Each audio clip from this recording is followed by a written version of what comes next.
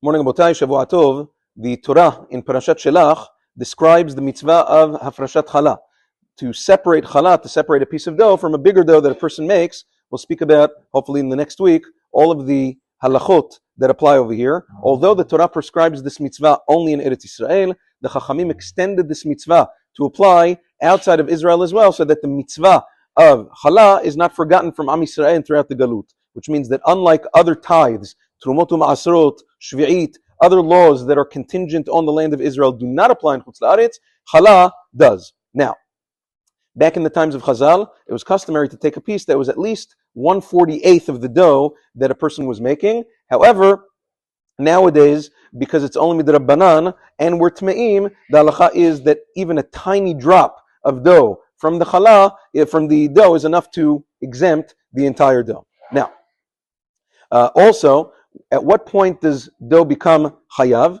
So as follows: it has to be the dough has to be made out of flour from the 5 grains: wheat, barley, spelt, oat, and rye. Only those 5 grains are chayav b'afrashat challah.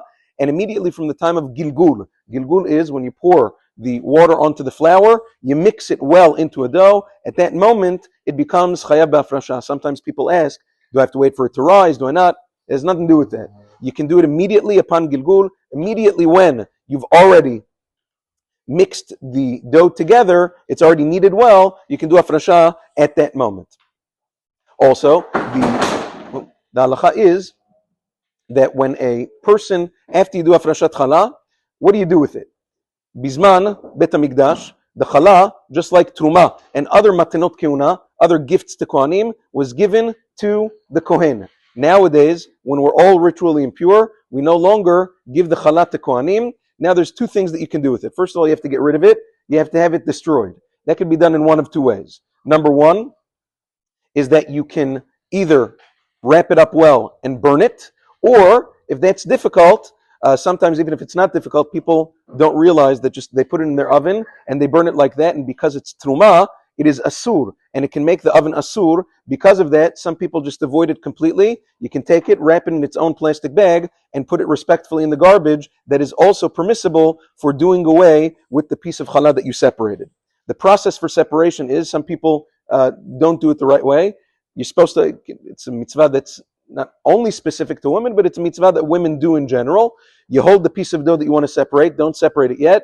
You make the bracha. There's different girsaot according to the Sfaradim and Ashkenazim. For Sfaradim, the bracha is Asher kiddeshanu b'mitzvotav v'tzivanu le'afrish challah teruma. Ashkenazim would say le'afrish challah mina isa.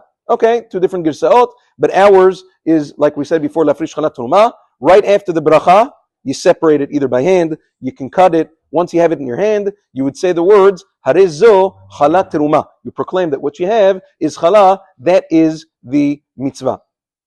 You have to make sure afterwards that it doesn't get remixed. Sometimes people put it in close proximity and it falls back into the bowl. That's a problem. You have to make sure that you separate it in a way that it is now free and clear of the rest of the dough. In the coming days, Be'ezrat Hashem, we'll speak about more halachot that have to do with hafrashat challah. Have a wonderful day.